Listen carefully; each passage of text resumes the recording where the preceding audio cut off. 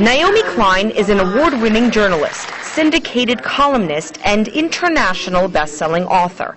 She has taken on corporate greed and brand-oriented consumer cultures. Her recent fight, crony capitalism. We should be saying that we have a zero tolerance for loss of manufacturing jobs. Klein says it is the bosses, not the workers, who should be losing work amid the contracting economy, a subject we spoke about in detail during a one-on-one interview. I read that you called the U.S. bank bailouts the biggest heist in monetary history. Yeah, I think this is a robbery in progress, it is. This is, in terms of the scale, this is the largest transfer of public wealth into private hands I think has happened at any point. I mean, $11.5 trillion has been put on the line. That's Bloomberg News' figure. So that includes the direct bank bailout. It also includes the loans that have been issued by the Federal Reserve, and it includes the deposit guarantees that the FDIC has offered. So that's the whole sort of panoply of financial sector bailouts.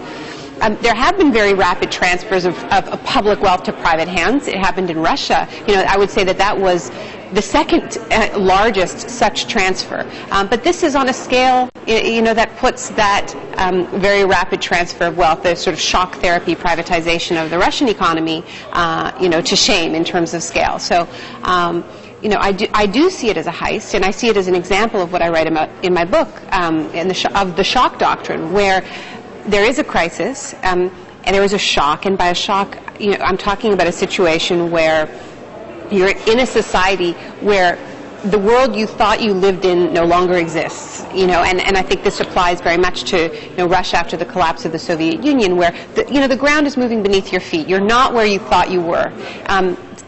The United States after September 11th was in a similar state of shock. Who are these people? Why do they hate us? You wake up in a different world than the one you went to sleep in. That happened. It's happening right now with the market crash. It certainly happened, in September when the bank bailout was originally announced. People went from thinking their economy was fine, that they were in the best country in the world, the strongest economy, to just this absolute bottom falling out. And that was the situation in which the Bush administration announced this financial sector bailout, what I am calling the largest heist in monetary history. And at the same time as they announced it, they said, it's such an emergency that we don't have time to debate it. Just like the war in Iraq. Just like the war in Iraq, this is what I mean by the shock doctrine: using a crisis to push through these thefts of public wealth, of public assets, these policies that benefit a very small sector of society. Using the crisis to do what they couldn't do without a crisis. And there's an underlying emotion of fear, too, that is being instilled in the public as all of that is happening. Absolutely. If you think about September 11th, there was a regression that took place. We're here in New York, and you talk to any New Yorker about how they felt about Rudy Giuliani after September 11th. This was an incredibly unpopular mayor, certainly incredibly unpopular with progressives, because he had been really draconian. The attacks on the poor, it really changed the nature of this city. Extremely controversial figure. The next day, it wasn't just that people liked Giuliani. It's that they thought he was their long-lost daddy. He was going to take care of them, because this is what happens when we are in a state of shock. When we're afraid. And so, the reason why I have done so much research about this is that this works because we don't know about it, right? I mean, once we understand the psychology at play, once we understand that, yes, okay, when the ground moves beneath our feet, we look for daddy, we look to be taken care of, we do regress. Once we understand that, then the next time it happens, we can be better protected against it, we can identify it. The problem is, I think that we got pretty good at identifying it with the Bush figures, right? With like the sort of Giuliani, Cheney, these sort of a little bit authoritarian figures.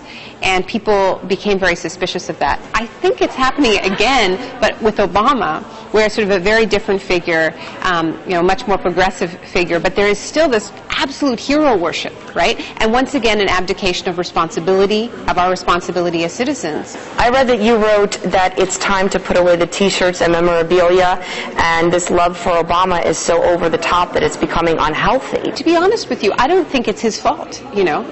I think it really is about, it's not about criticizing Obama. You know, I write these things and I say these things and people say, you're being too hard on him. I'm not being hard on him at all. I'm being hard on us. You know, I think he's doing his job, and I actually think that he has been very clear during the campaign that he would need people to stay engaged. Right. You know, he said it, you know, on election night, this is just the beginning. Right.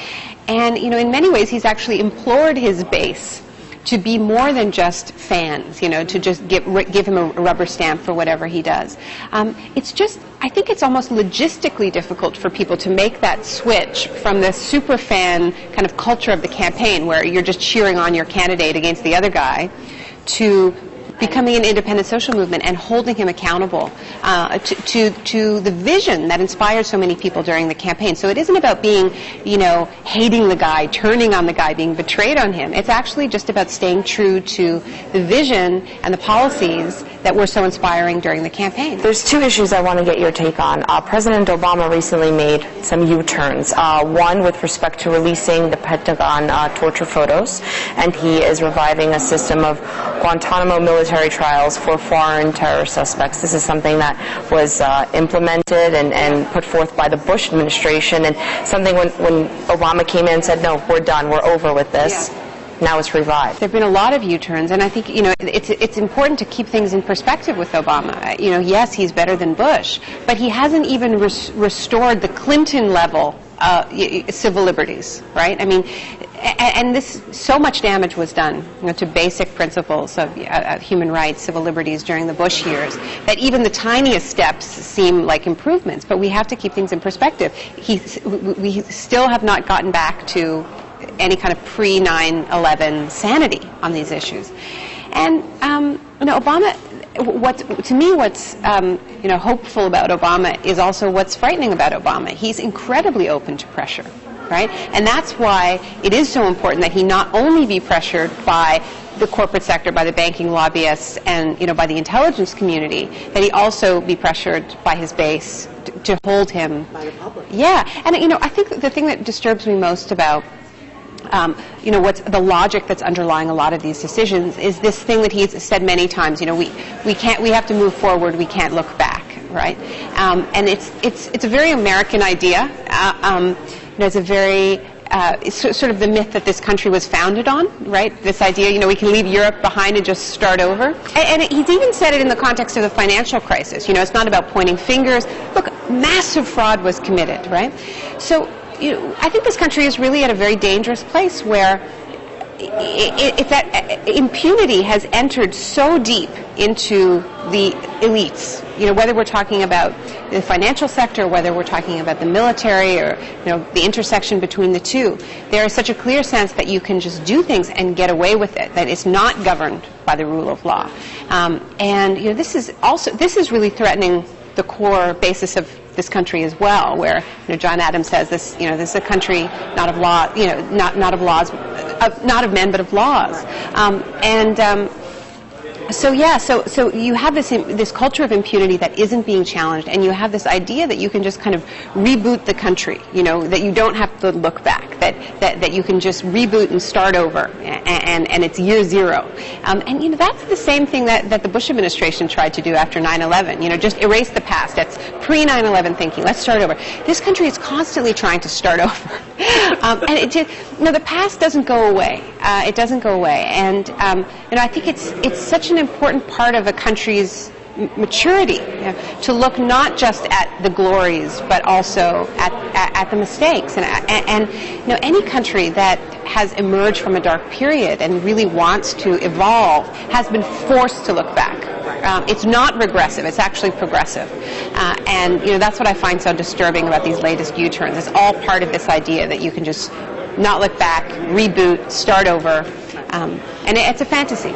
A lot of Obama's critics call him a socialist, or on the way to being a socialist, with all the decisions he's making with respect to the economy.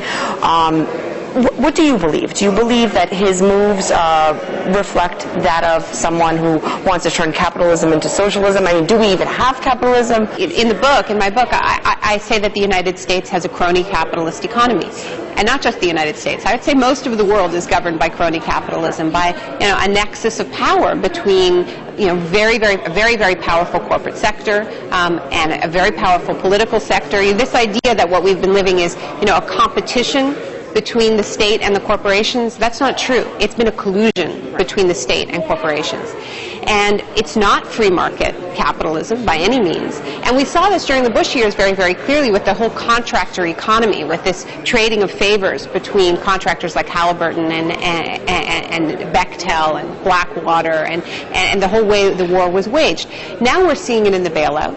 So I see it as consistent, right? Where it used to be the trading of campaign donations for contracts, and now it's the nationalizing of debts. But I think that this is nothing like socialism. This is just more crony capitalism. We look at in whose interest are they intervening. They're not intervening in the public's interest. They're not intervening to stop the wave of foreclosures or to stop the layoffs. And even when they do intervene in the economy in spectacular fashion and put trillions of dollars on the line, they are still saying, but we don't want to run the banks, right? So even though they should by all rights own the banks, considering how much money they've put in, you look at a bank like Citibank. Citibank is only worth $21 billion on paper. But the U.S. government has pumped in $45 billion plus a couple hundred billion in loan guarantees. So by all rights, Americans should own Citibank several times over. But the Obama administration is so committed to this illusion of free markets that they're giving them the money with no strings attached. They're not forcing any accountability with this money. So really, it's not socialism, it's insanity. I don't even know what to call such a thing.